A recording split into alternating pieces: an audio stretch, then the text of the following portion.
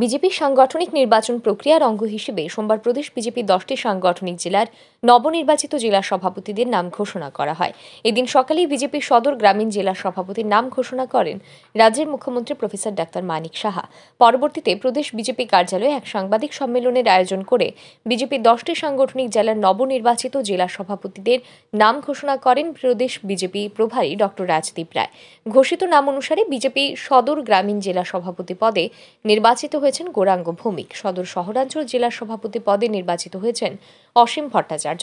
গোমতী জেলা সভাপতি পদে নির্বাচিত হয়েছেন সবিতা নাথ। খোয়াই জেলা সভাপতি পদে নির্বাচিত হয়েছেন বিনয় দেববর্মা। সিপাহীজলা উত্তর জেলা সভাপতি পদে নির্বাচিত হয়েছেন বিপ্লব চক্রবর্তী। সিপাহীজলা দক্ষিণ জেলা সভাপতি হয়েছেন উত্তম দাস। ঊনকোটি জেলা সভাপতি পদে নির্বাচিত হয়েছেন বিমল কর। উত্তর ত্রিপুরা জেলা সভাপতি পদে নির্বাচিত হয়েছেন কাজল কুমার দাস। দক্ষিণ ত্রিপুরা জেলা সভাপতি হয়েছেন দীপায়ন চৌধুরী এবং ধলাই জেলা সভাপতি পদে নির্বাচিত হয়েছেন পতিরাম ত্রিপুরা। এদিন নাম ঘোষণার পর বিজেপির সংগঠন পর্বের বিভিন্ন কর্মসূচি প্রসঙ্গে আলোচনা করতে গিয়ে প্রদেশ বিজেপি প্রভারী ডক্টর রাজদীপ রায় জানান, সাংগঠনিক পর্বের অঙ্গ হিসেবে গোটা দেশ জুড়ে বিজেপির সদস্যতা অভিযান অনুষ্ঠিত হয়েছে। সেই অভিযানে গোটা দেশ জুড়ে 12 কোটি সদস্যতা অর্জন করেছে বিজেপি এবং রাজ্যেও অফলাইন ও অনলাইন মিলিয়ে প্রায় 12 লক্ষ সদস্যতা অর্জন করেছে বিজেপি। সদস্যতা অভিযানের পরই শুরু হয় বুথ কমিটি, মণ্ডল কমিটি এবং জেলা কমিটির সভাপতি নির্বাচনের প্রক্রিয়া। এর মধ্যে জেলা সভাপতি পদের জন্য 10টি সাংগঠনিক জেলায় 74টি মনোনয়ন জমা পড়ে, যার মধ্যে স্ক্রুটিনিতে 37টি মনোনয়ন বাতিল করে অবশিষ্ট 37টি মনোনয়ন গৃহীত হয় এবং সেই 37 জনের মধ্যে থেকেই 10টি জেলা সভাপতি বাছাই করা হয়। এদিন সাংবাদিকদের এক প্রশ্নের উত্তরে তিনি জানান, বিজেপি জেলা সভাপতি কিংবা মণ্ডল সভাপতিরা বেতনভোগী নন, ওনারা সম্মানসূচক সেবা প্রদান করে থাকেন। সেই সাথে এদিন রাজ্যের বিধায়কদের বর্ধিত বেতন প্রসঙ্গেও আলোচনা করতে গিয়ে তিনি বলেন, উত্তর পূর্বাঞ্চলের অন্যান্য রাজ্যের তুলনায় ত্রিপুরা রাজ্যের বিধায়কদের বেতন অনেকটাই কম। সেই দিকে লক্ষ্য রেখে প্রতিটি দলের সম্মতিক্রমে রাজ্যের বিধায়কদের বেতন বৃদ্ধি করা হয়েছে। এতে কোনো বেআইনি পন্থা অবলম্বন করা হয়নি। আমি দেখেছি বিধায়কদের বেতন বেড়ে 90,000 হয়েছে। উত্তর পূর্ব ভারতে আরও 7টা রাজ্য আছে যে রাজ্যে বিধায়কদের বেতন ত্রিপুরা রাজ্যের বিধায়ক থেকে দুগুণ থেকেও বেশি আছে।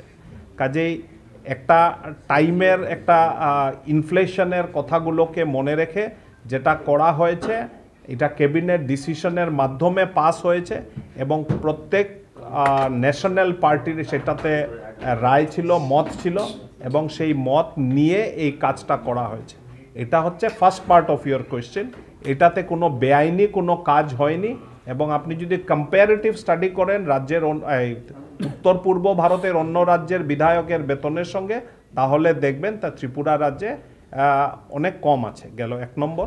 2 নম্বর, আমাদের জেলা সভাপতিদের কোনো বেতন দেওয়া হয় না, মণ্ডল সভাপতিদের কোনো বেতন দেওয়া হয় না, তারা বেতনভোগী নয়। এদিন রাজ্যবাসীর আয়ের বিষয়ে আলোচনা করতে গিয়ে প্রদেশ বিজেপি প্রভারী ডক্টর রাজদীপ রায় বলেন, রাজ্যে বিজেপি সরকার প্রতিষ্ঠার আগে রাজ্যবাসীর মাথাপিছু বাৎসরিক আয় ছিল 77,000।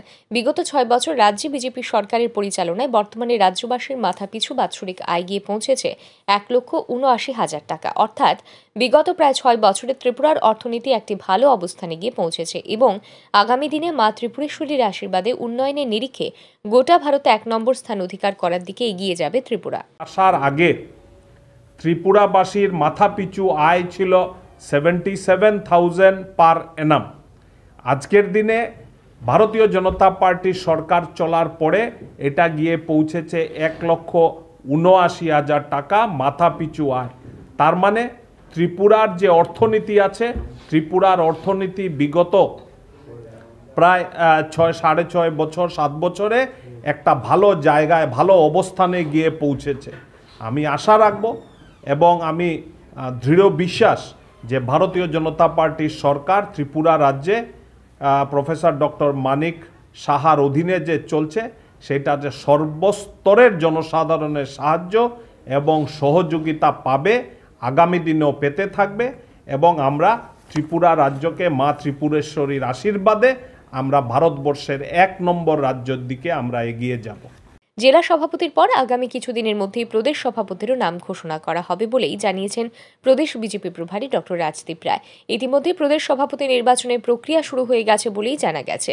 ব্যুরো রিপোর্ট, আর ই নিউজ।